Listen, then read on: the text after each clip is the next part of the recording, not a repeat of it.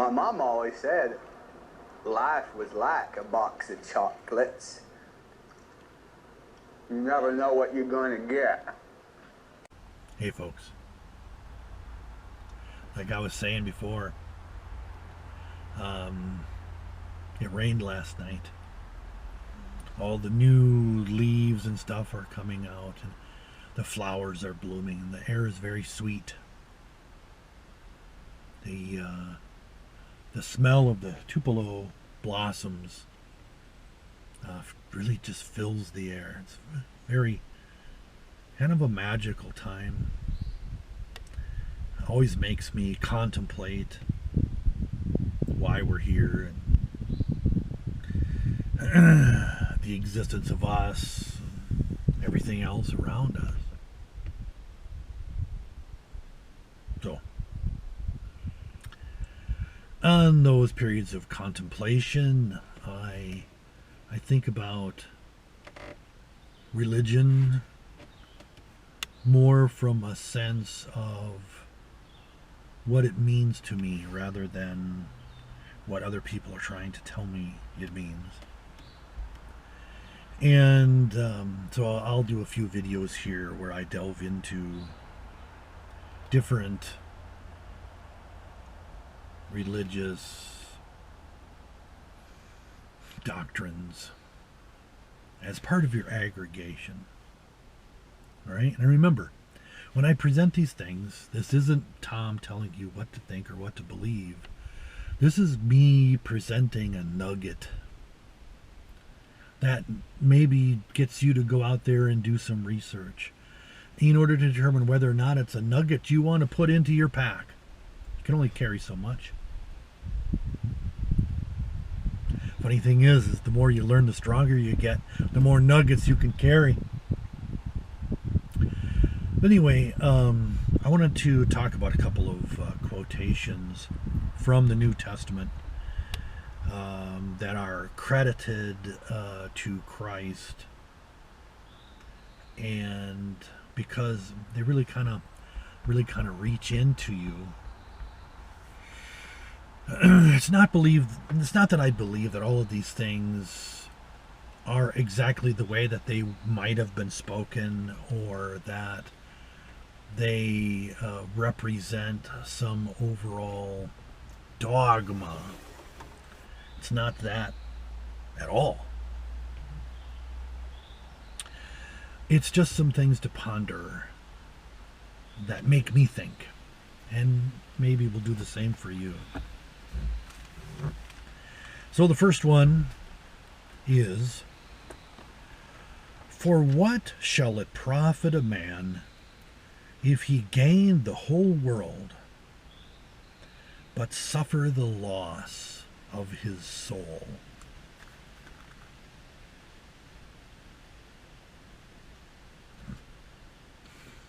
I think about some of the billionaires that are out there these days, living in these mega mansions, and they've got all these yachts, and they've got stuff, right? They've just got stuff. But when I look at most of them, they don't look like happy people. So many of them are just mentally deficient.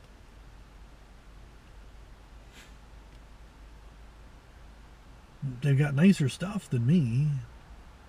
That's true. But what does that really profit them? Except monetarily, of course. And so when I think of this passage, I think of Bill Gates. I think of Zuckerberg and others.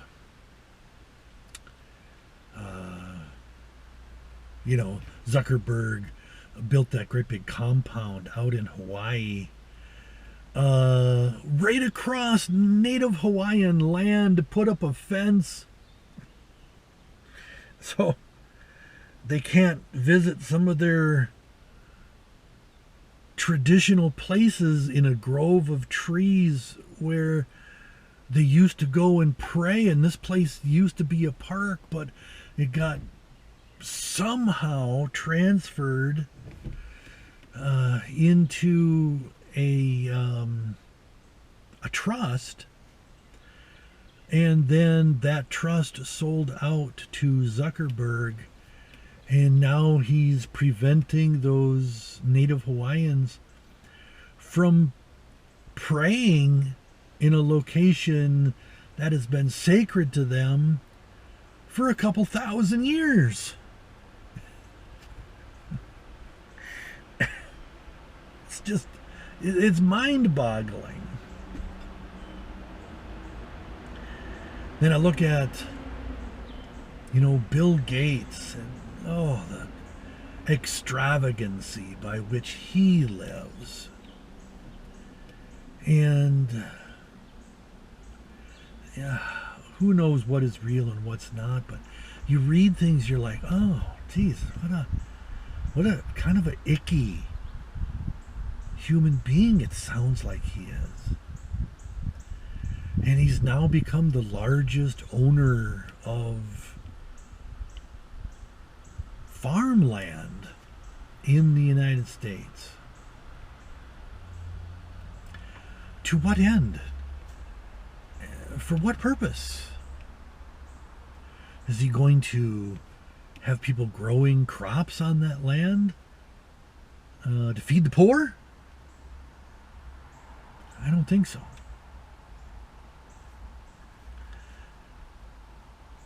I love Elon. And I look at the fact that he sold out all of his property, and he's utilizing all of the money that he makes in order to accomplish things for the betterment of mankind. Now, who knows, right? Who knows if that's all for real, or is it just something we can't really know, right? But at least it seems he's trying. Others, not so much. And what will it profit their soul? Of course, maybe they believe that, life is a one and done proposition, so you might as well get all that you can while you're here, because pretty soon you ain't going to be no more. Anyway. Next passage. Everyone who exalts himself will be humbled, and everyone who humbles himself will be exalted.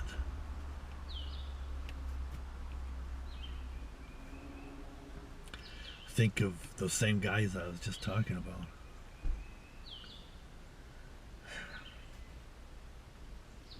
Have they humbled themselves? And what have they done for other people? Elon Musk was asked this past week. Well, past week for me. I don't know when you're watching this, but he was asked, why didn't you take all of that money that you used to buy Twitter and just donate it to the poor? And his response was, well, because it would never get to the poor, number one. Number two, I'm hoping to raise more people out of poverty. And number three, I'm really hoping that utilizing capital properly, because he is what he calls a semi-socialist, by utilizing capital properly, he can raise the level of existence of all humanity. So rather than just donating it in a one and done kind of thing, where he's got no control over how that capital would be used, he focuses on doing things that raise the life of maybe everyone. Maybe as an interplanetary species. Wouldn't that be cool? So,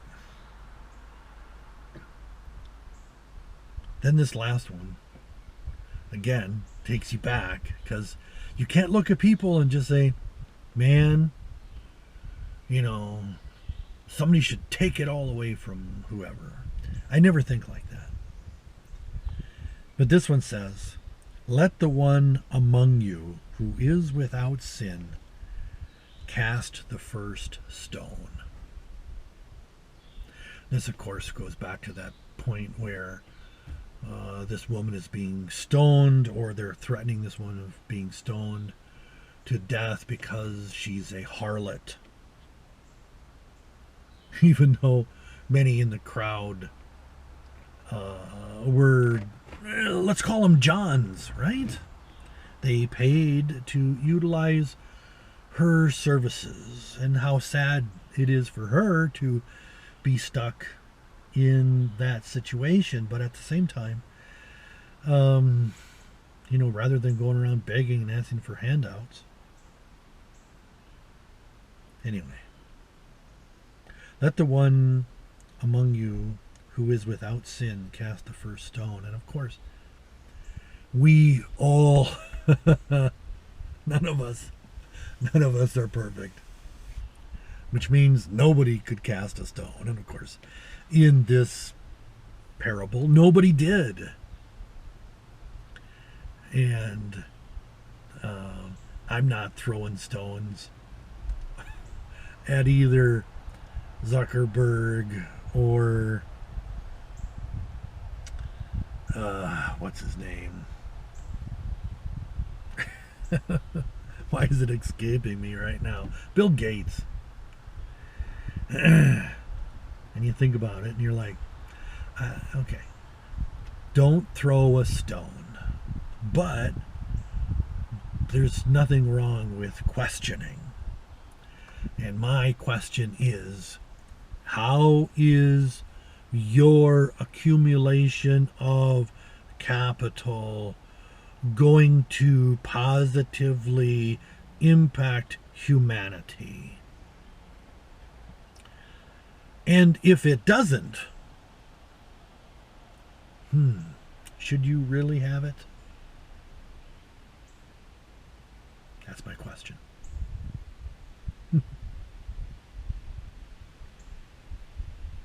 And of course, they're not the only ones. There's thousands of billionaires now.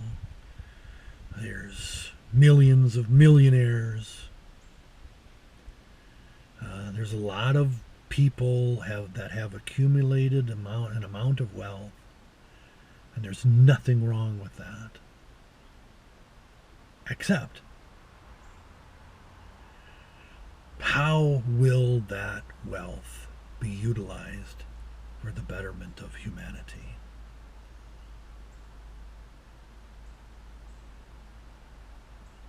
Anyway, think about it. And I'll chat with you all later. Bye.